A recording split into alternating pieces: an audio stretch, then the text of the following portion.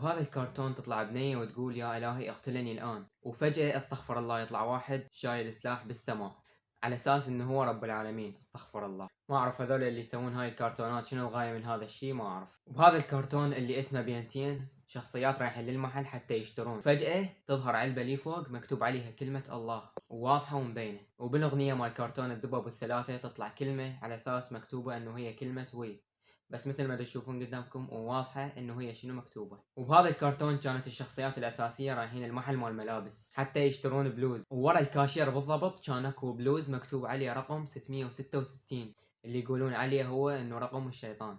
وبهذا الكرتون كانت اكو شخصيات ثلاثة، واحد بصف الثاني كانوا لابسين بلوز رقم 6 اللي هو رقم الشيطان.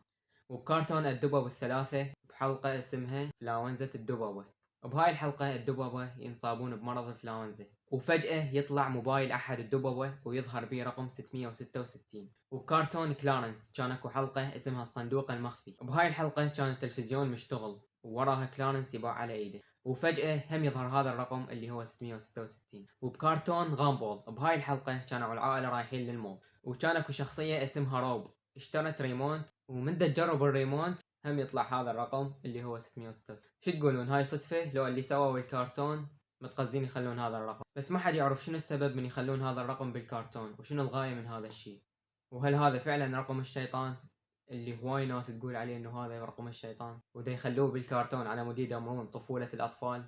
والموضوع مبين وواضح.